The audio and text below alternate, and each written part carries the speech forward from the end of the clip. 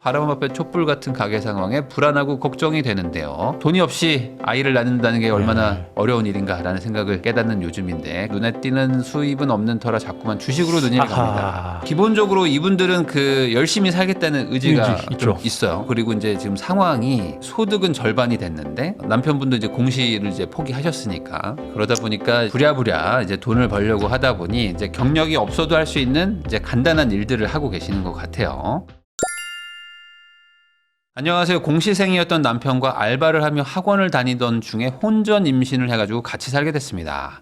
저는 그간 모아뒀던 돈 1,000만 원으로 빌라에 살림을 차렸고요. 남편은 공시에서 떨어진 후에 곧바로 저희 집으로 들어와서 일자리를 구해서 살고 있습니다. 남편은 이제 경비 일을 하고 있고 돈 관리를 해본 적이 없던 터라 경제권을 전부 저한테 주었습니다. 남편은 청약 통장에 1,000만 원 정도 있고 저는 비상금 200만 원, 무일푼이라고 해도 과언이 아닌 상태입니다. 자, 이 상태에서 생활비를 짜가지고 생활을 하는데 허리띠를 졸라매도 자꾸만 돈 들어가는 곳이 나와가지고 남편이 스트레스를 받고 있습니다. 사회생활을 더 해본 제가 그래도 우리가 할 수 있는 선이라고 남편의 멘탈을 잡아가면서 열심히 비상금을 만들어내고 있는데 아이가 태어나면은 이제 3인 가족이 생활비를 구상해야 되거든요. 이제 적금도 하면서 투자도 해보고 싶은데 제 앞으로 생기는 돈들로 ETF 투자를 시작했습니다. 지금 상황에 적금보다 투자 비용을 늘려도 괜찮을까요?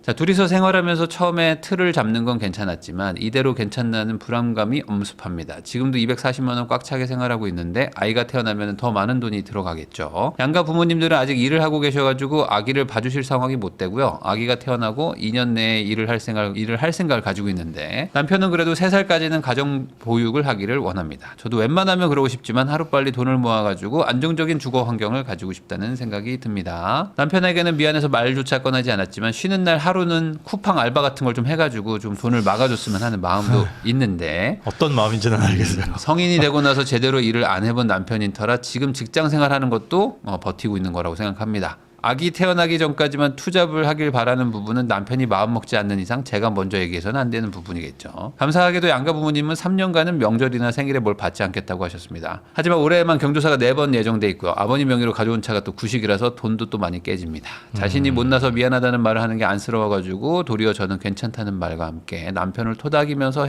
해결책을 제시해줬습니다. 겉으로는 괜찮은 척했지만 사실은 저도 바람 앞에 촛불 같은 가계 상황에 불안하고 걱정이 되는데요. 만들어가는 비상금으로는 이번 연도 경조사는 턱도 없고 당장 출산용품과 아기용품 마련하기 시급해서 점점 더 마음이 타들어갑니다. 돈이 없이 아이를 낳는다는 게 얼마나 어려운 일인가라는 생각을 깨닫는 요즘인데 그래도 후회를 할 수 없으니까 블로그 부업 같은 거 해가지고 스마트 스토어도 해보고 싶고 눈에 띄는 수입은 없는 터라 자꾸만 주식으로 눈이 갑니다. 그러니까 요즘에 주식이 뭔가 그 인생의 그 해결책처럼 느끼는 분들이 상당히 많습니다. 요즘에 댓글들 보면은 뭐 이제는 약간 좀 뭐 주식이 전부고 주식이 아니면은 의미가 없고 그리고 뭐 이제 뭐 근로소득 필요 없다 막 이런 얘기 다시 나오고 있거든요. 그러니까 이게 항상 이제 반복되는 패턴이긴 한데 특히 이제 돈이 없을 때는 저 한 방에 저렇게 바뀌는 게 보이니까 그때가 제일 위험한 때인데 저게 내가 된다는 보장은 없지만 내가 될 수만 있다면 너무 좋겠다. 약간 이런 느낌인 거죠.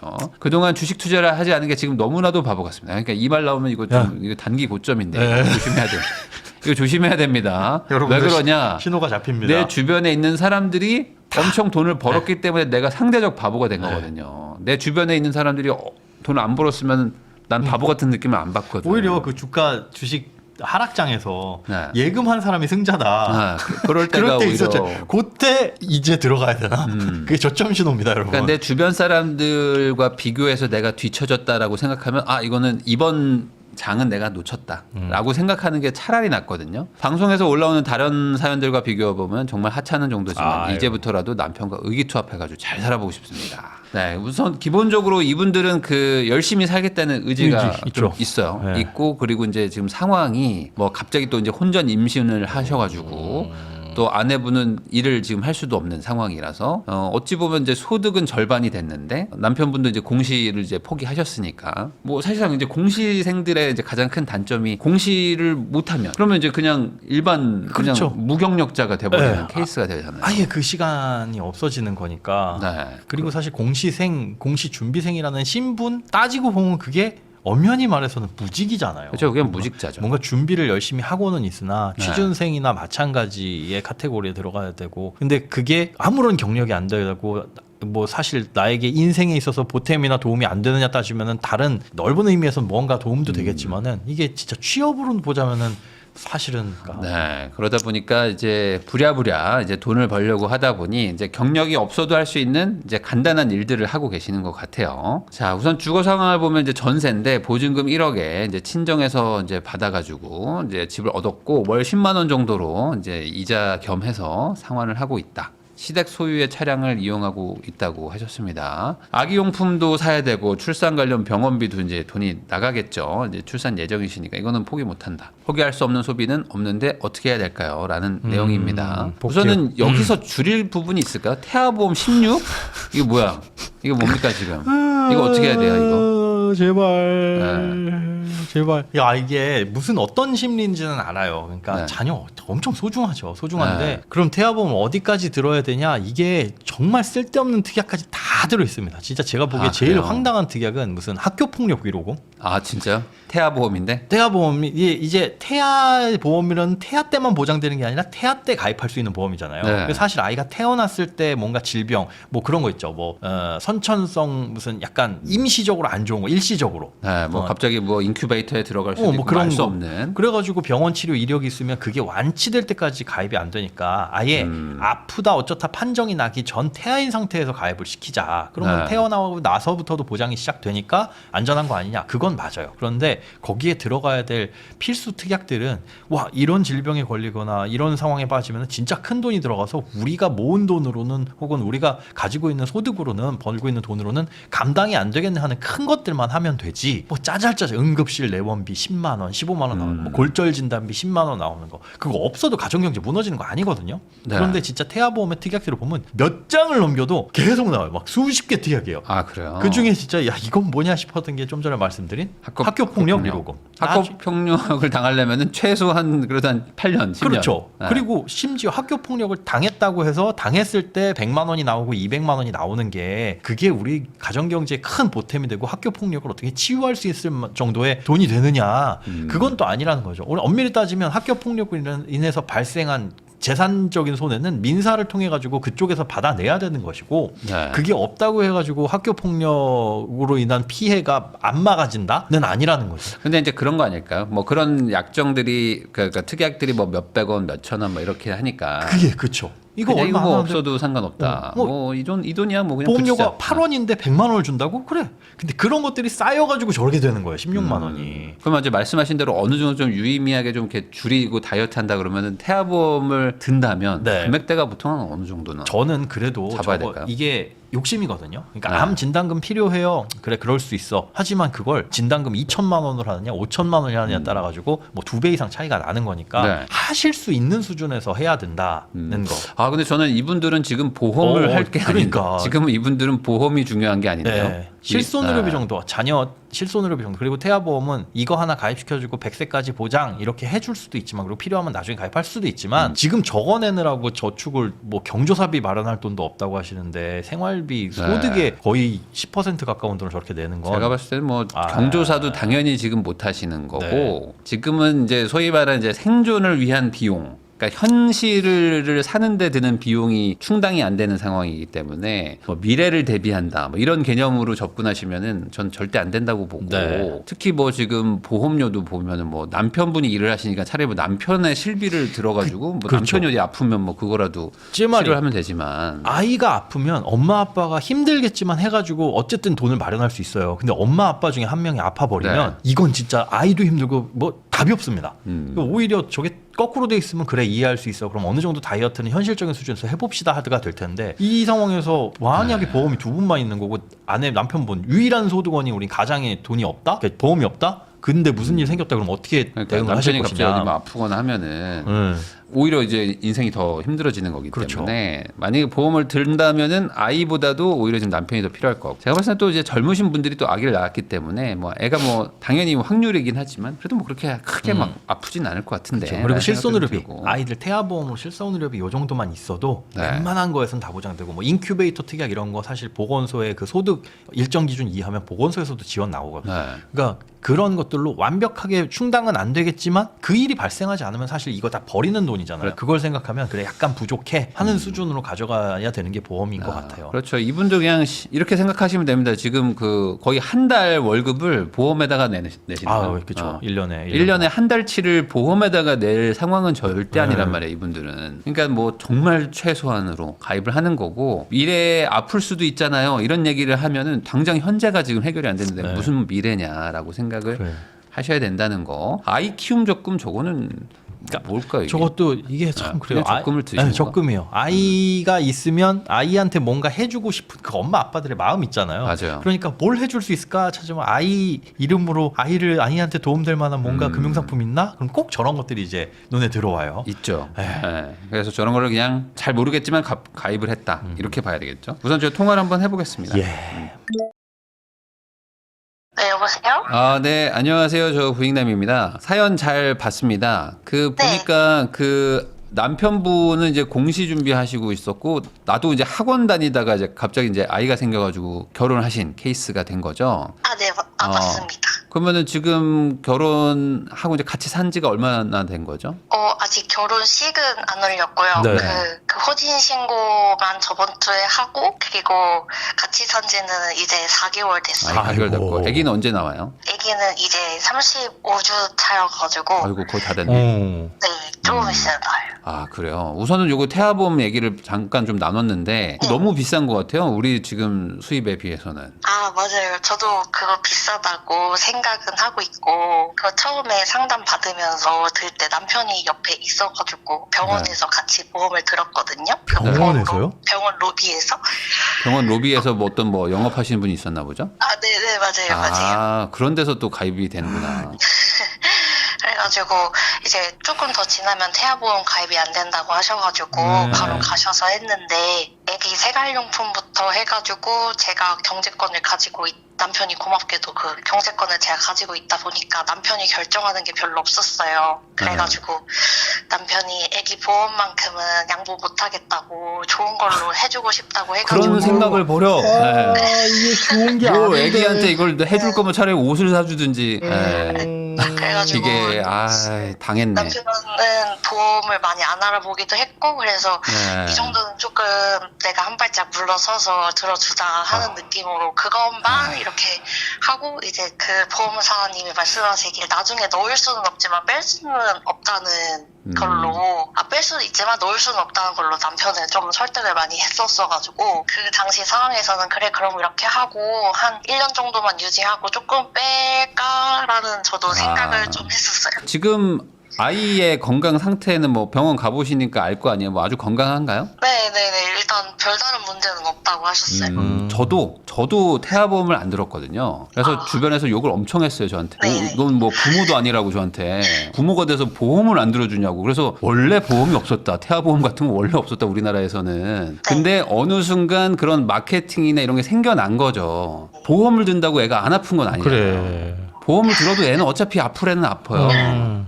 근데 아플 때 혹시나 내가 경제적으로 안 될까봐 그거 해결할 수도 있을 수도 있으니까 보험을 드는 건데 안 아프면 되거든요. 안 아프잖아요, 우리. 저 아직 안 아프죠. 나이도 되게 어리실 때 지금 임신하셨잖아요. 네네네. 아기가 되게 건강할 확률이 상당히 높단 말이에요. 아마 그렇죠? 그 이번 달에 태어나는 뭐 그 달에 태어난 아이 중에 요즘 몇 손가락 안에 20대 산모가 없어요. 20대 산모가 없어. 같이 그 조리원 동기가 아마 37에서 44이실 거예요. 이모님?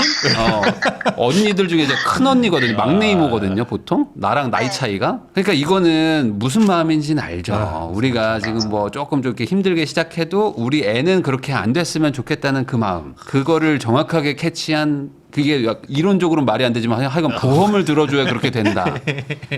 우리 아이를 위해서 보험 정도는 들어줘야 돼요라는 걸로 가는 거거든요. 이거 지금이라도 해지하면 안 되나? 해지는 좀 그렇고 그냥 이제 내 우선 돈도 다 못 낳고. 받고. 저기 지금 그 설계사분이 말씀하신 대로 특약 뺄 수는 있거든요. 불필요한 것들. 지금 예정일이 언제시죠? 예정일이 2월 이제 그럼 얼마 안 남았네. 그쯤이에요. 네, 그러면 일단 뭐 한 달 정도는 내시고, 왜냐하면 태어났는데 그 잔병 있잖아요. 애가 뭐 열이 높아요, 뭐 해요, 뭐 선천성 태열 뭐 이런 것들, 그런 네네. 거라도 뭐 실비 이런 것들 받으니까 혹시나 그럴 때는 마음 놓고 입원 시키세요. 애 뭐 네네. 병원에서 입원하라 그러면 그런 것들 입원 일당이나 이런 것들 다 들어 있으니까 저렇게 비싼 거거든요. 그다음에 네. 태어난 다음에 바로 이제 건강 상태 체크하잖아요. 불필요 특약 다 빼버리고 좀 전에 말씀드린 그런 이상한 짜잘한 특약이죠. 그러니까 진단금, 보험금 이런 걸 봤을 때 뭐 100만 원 수준 밑으로 나오는 특약들은 다 빼세요. 100만 원 밑으로요. 뭐 그런 언저리 있죠. 그러니까 1000만 원이 네. 안 되는 특약들이 되게 짜잘짜잘 엄청 많을 거예요. 네네네. 그런 것들은 없어도 가정경제 안 무너집니다. 물론 지금은 그게 큰 돈 같지만 그것 네. 때문에 저렇게 엄청난 돈을 한 5, 6만 원이면 될 걸 가지고 저렇게 많은 돈을 내시는 건 낭비예요. 차라리 남편분도 그럼 야 그래도 아까 마음이 애한테는 보험만큼은 좋은 거 해주고 싶다라고 하셨는데 차라리 그 돈으로 다른 거 좋은 걸 해주셔라. 네. 네, 다른 거 좋은 거 현금으로 쓸 수 있는 거. 나중에 얘가 한 30살쯤 됐을 때 아빠가 모아준 S&P, ETF 한 달에 꼬박꼬박 10만 원씩 모아준 게 그게 좋겠어요? 아니면 100세 만기 보험이 좋겠어요? 보험은 애한테 애를 위해서 하는 개념이라고 하기는 어려워요. 예, 보험은 그냥 내가 이제 애가 뭐 아프거나 내가 아플 때 경제적으로 그걸 못 낼까봐 걱정해서 하는 거지. 이게 절대 투자거나 어떤 재테크 수단은 아니에요. 그렇게 네. 생각을 하셔야 됩니다. 물론 이제 애가 뭐 처음에 나왔을 때 뭐 어디 몸이 안 좋거나 해서 뭐 정말 뭐 1000만 원, 2000만 원 뭐 들어가는 경우도 있겠죠. 근데 그런 확률이 정말 높지 않거든요. 정말 높지 네. 않거든요. 그리고 이미 어느 정도 애가 이제 건강 상태도 다 확인이 되셨을 거고. 그 보험이 아까 태아보험이 26주 뭐 이쯤이 경과하면 못 드는 이유가 그때쯤이면 이 보험사가 보험금을 줘야 될지 말아야 될지가 판단이 나와요. 그 전에 가입을 시킨다라는 건 그런 판단이 안 쓸 때 가입하고 그리고 지금은 근데 그 판단이 나온 거잖아요. 건강하다라는 판정이 나온 우리 애는 거잖아요. 건강한 거야. 그 말인즉슨 여기에 지금 가입하고 있는 보험 중에 받을 만한 진단금 중에 되게 많은 것들이 빠질 수 있다. 네. 그래서 뭐 최소한으로 하시고 저는 뭐 나중에는 뭐 한 1년 정도 있다가는 뭐 해지를 하시든지 저는 그렇게 봅니다. 왜냐면은 지금 보험 말고도 급한 게 너무 많아요. 많아요. 지금 보험이 중요한 게 아니거든요. 우리한테는. 그 얘기를 좀 하고 싶고 뭐 나머지 지금 유류비 그리고 아까 부모님 차를 타고 있다고 그랬는데 남편분이 네. 그 차가 없으면은 뭘 할 수가 없는 직업인가요? 제가 생각했을 때는 저는 출퇴근도 왕복 2시간이면은 할만하다고 생각은 하는데 남편이 그 밖 출근해서 있는 시간이 12시간 정도를 일을 하는데요. 네. 그렇게 하다 보면은 너무 하루가 힘들고 하다 보니까 제가 버스를 타고 다니라는 잠깐만. 말은 강요를 못 하겠고 그냥 조금이라도 더 빨리 집에 들어와서 저녁 먹이고 쉬게 하고 싶고 아침에도 잠을 조금 더 재워서 그 가장의 건강을 위한 비용이라고 생각하고 약간 받아들이고는 있어요. 지금 잠깐 12시간 정도를 일한다고요? 직장에서? 네네네. 뭐 경비니까. 하루에, 네, 18시 반부터 저녁 8시 반까지 일을 해가지고 주 며칠이요? 4일 일하고 이틀 쉬고 이런 근무예요. 그럼 그 4일이라고 이틀 쉬니까 결국은 주 5일이네요. 일주당 네. 7일 중에 5일을 일하는데 240을 받으면 거의 최저임금 수준, 그냥 딱 최저임금인데요? 그러겠죠. 네, 맞습니다. 최저임금이에요. 그 집을 얻은 다음에 직장을 얻었나 보죠? 아니면은 직장을 얻고 나서 집은 뭐 어떻게 된 거예요? 왜 집이랑 이렇게 멀리 얻었어요? 그래. 혼자 일하는데? 역에서 조금 그 일하는 곳과 역에서 버스로 한 25분 걸리는 거리고요. 그리고 그 제가 집을 구할 때는 그 남편이 아직 공부를 하고 한 달 뒤에 시험이었어가지고 네.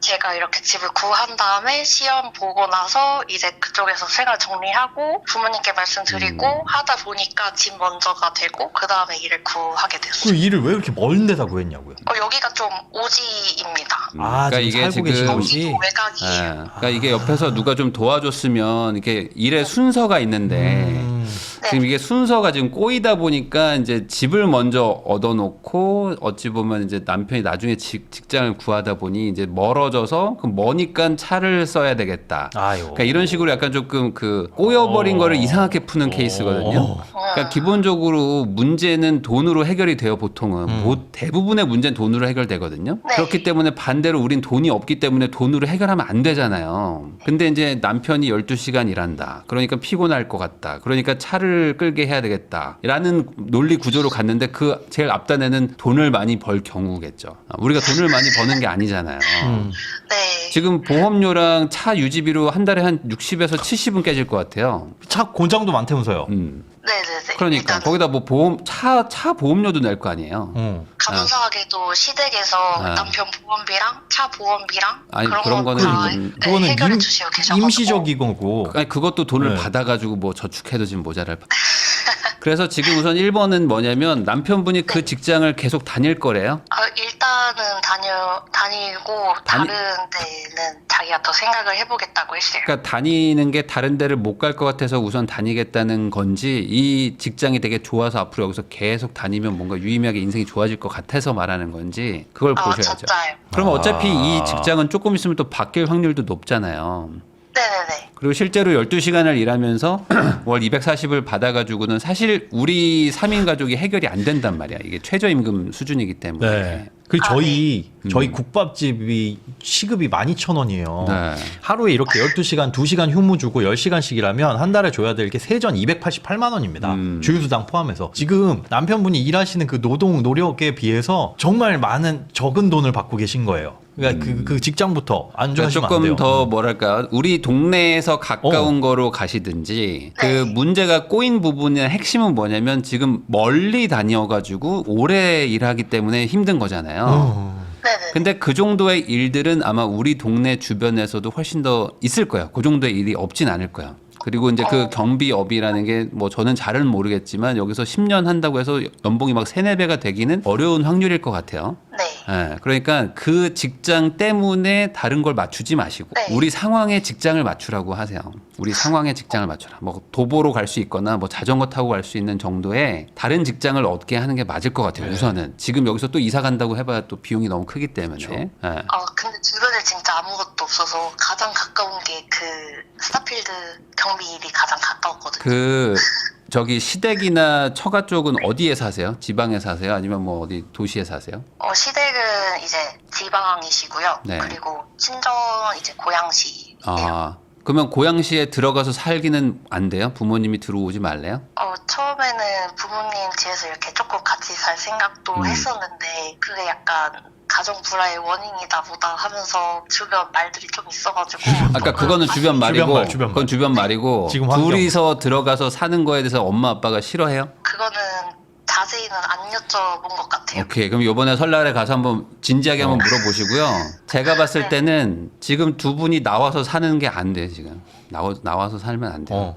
빨리 들어가시오. 그러니까 제가 봤을 때 친정에 들어가는 게 맞는 것 같아요. 왜냐면 애가 이제 좀 있으면 태어날 거잖아요. 네네. 그리고 아내분도 일을 해야 돼요, 지금. 두 분 다 지금 사실상 이제 경력이 없는 상황이기 때문에, 고생을 좀 해야 돼요. 어쩔 수 없어요. 어쩔 수 없어요. 어쩔 수 없어요. 근데 애가 나중에 빨리 크거든요. 오히려 우리는 빨리 낳았으니까. 그러니까 지금부터 한 10년 정도만 고생하면 되는데 남의 도움을 받을 수가 없어요. 지금은 방법이 없어. 그러니까 엄마네 집에 들어가고요. 그 어머니가 어쨌든 고향 쪽에 사시니까 거긴 직장이 많을 거란 말이에요. 최저임금 직장은 되게 많아요. 아유. 그런 건 엄청 많아요. 그러니까 둘 다 같이 일을 해야 돼요. 아기는 이제 바로 어린이집 같은 데 보내시면서 나라에서 또 이렇게 지원해 주는 게 있기 때문에 애가 완전히 어릴 때는 그렇게 큰 돈이 들어가지 않거든요. 네. 그래서 둘이서 많이 벌어야 돼. 둘이서 한 400 정도는 번다고 생각해야 돼요. 그리고 뭐 지금 아까 말한 주거비랑 뭐 이런 거 다 해서 한 100에서 150 안쪽으로 막는 걸로. 그렇게 해서 월 250씩 남기시면 1년이면 3천이 저축되거든요. 그렇게 해서 한 5년 정도만 사시면 그래도 뭔가를 해볼 수가 있어요.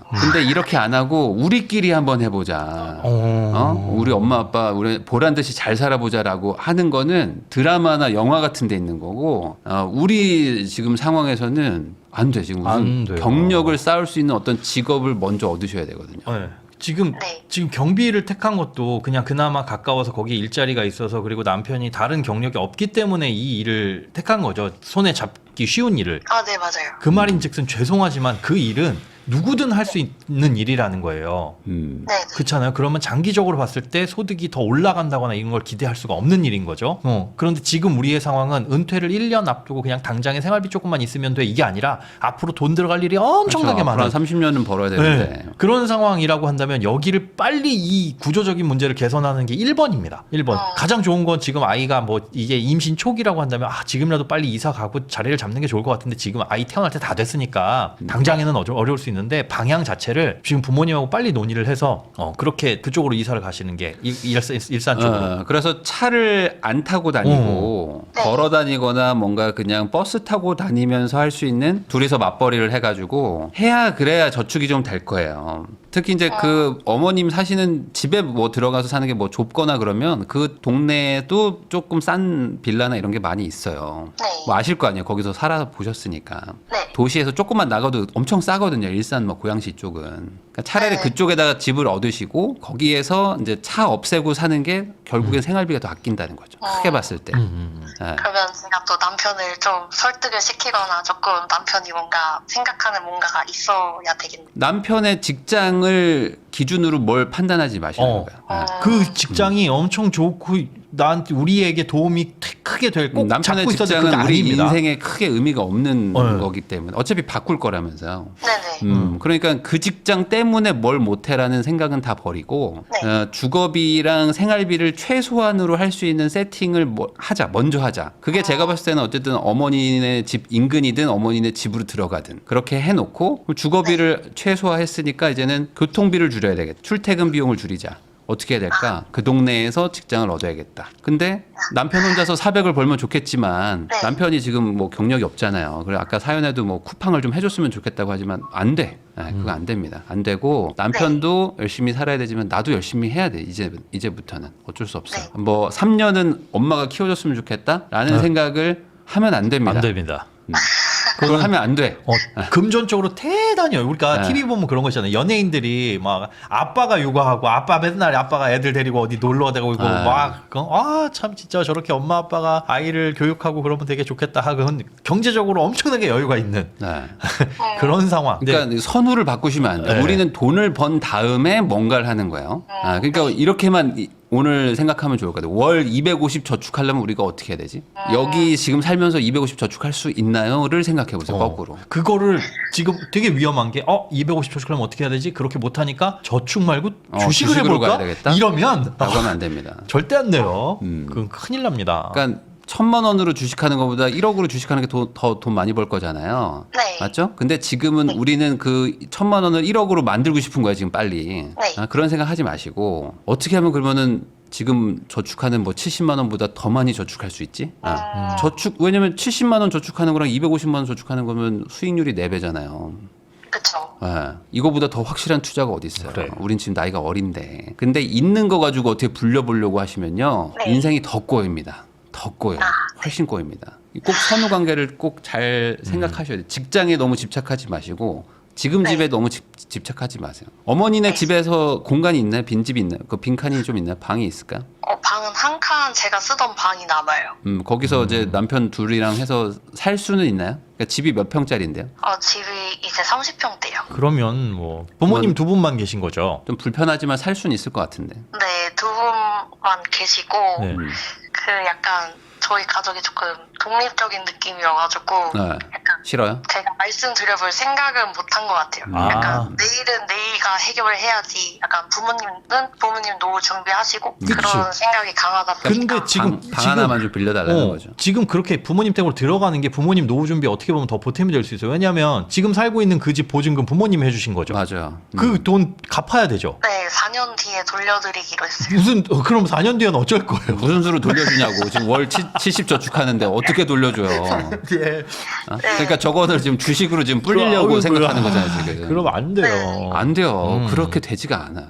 인생은 그런 게 아니고 우선 기본적으로 소득을 높여야 돼요. 지금 두 분은 소득을 높이는데 최우선으로 하셔야 돼요. 안 그러면 나중에 진짜 큰일 나요. 이게 남자랑 여자랑 둘이 살면서 망하는 건 아무 문제가 없거든요. 근데 애랑 같이 있으면 그때부터 인생이 힘들어져요. 그러면은 남편이 이직 시기를 잡는 거는 애가 태어난 다음에 조금 그 아이 적금이 1년짜리여가지고 그거를 모은 다음에 그걸로 한두 달 생활하면서 버틸 수 있을 때 한두 달에 공백을 가질 생각하면 안 돼요. 아니죠. 그냥 빨리 지금 그 아까 말씀하신 것처럼 그 소장님 말씀하셨듯이 만약에 이제 우리가 갈 동네가 만약에 뭐 일산이나 뭐 그쪽으로 간다. 그럼 그 동네 가서 그냥 최저임금으로 벌 수 있는 힘든 일이 있을 거야. 몸이 좀 힘든 일. 지금도 어차피 최저임금으로 10시간을 일하는 거잖아요. 12시간 출근하고 2시간 휴무 받고. 그런 직장은요. 그러니까 제가 봤을 때 이제 저는 뭔지 알죠. 경비가 나름 또 좋은 게 그러니까 몸 자체가 힘들진 않고 그 상황이 힘든 거거든요. 근데 그런 거 말고 몸이 좀 힘든 거. 저희 그 김포 쪽에 동네 고깃집 알바도 시급 14,000원 줘요. 근데 14,000원씩이나 주는 이유가 빡세요. 힘들죠. 진짜 힘들어. 힘들지. 근데 그 힘듦을 일을 악물고 하루 종일 오픈부터 마감까지 한다? 그거를 주 3일 정도만 하면 돈 금방 모입니다. 아니 거꾸로 생각해 보세요. 우리가 아기를 낳기로 마음 먹었으면 인생 빡세게 살 마음 없었어요? 인생 빡세게 살기로 한 거예요 우리가. 어차피 얘 아기가 태어나는 순간 얘는 우리 아빠 엄마밖에 없단 말이에요. 근데 지금 우리가 조금 그건 좀 힘들고 그건 좀 빡세고 뭐 그건 좀 귀찮고 불편하고라는 말을 하면 안 됩니다. 안 돼요. 그리고 남의 시선 절대 신경 쓰지 마셔라. 그래도 공시 준비하고 있었는데 내가 어디 가서 무슨 그런 식당 얘기하면 알바를 안 해? 그렇게 보지 마세요. 그거는 우리가 열심히 살기 위한 당연한 거니까. 네네. 꼭 생각 좀 해주세요. 그래서 지금 직장이 중요한 거 아니야. 지금 직장 전혀 중요하지 않기 때문에 비용을 줄여야 된다. 주거비 어떻게 줄일까?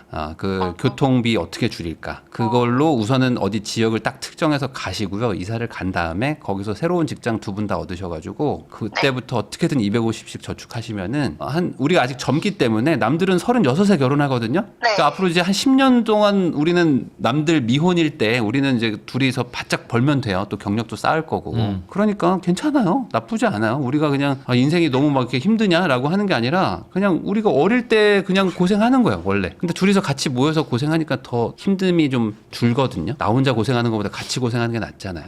그쵸. 네. 그리고 너무 조바심 내지 마세요. 지금은 많이 못 벌고 저축 못 하는 그럼. 게 당연해요. 애 태어나면 저축 못 하는 거 당연한 거고. 네. 이거는 500을 버는 사람도 600을 버는 사람도 버는 만큼 애한테 쓰기 때문에 어차피 그들도 저축 못 해요. 그걸 뭐 잃어버린 시간이라고 생각하지 마시고 그럼 큰일 났네. 오히려 빨리 아이를 낳았으니까 그만큼 맞아요. 시간 버는 겁니다. 우리는 50대면 애가 이제 완전히 다 대학교 갔잖아요. 어우, 남들은 세상에. 50인데 그 초등학교 가가지고 졸업식 가고 막 그러세요. 그러니까 우리는 되게 지금 빠른 거니까 다 뭘 하나 얻으면 뭘 하나 잃는 거고 뭘 하나 잃은 대신에 뭘 하나 얻거든요. 그러니까 네. 지금부터 잘하시면 돼요. 절대 뭐 지금 스트레스 받지 말고. 근데 제일 중요한 건 우리 애한테 이 정도는 해줘야 돼라는 생각을 버려라. 감사합니다.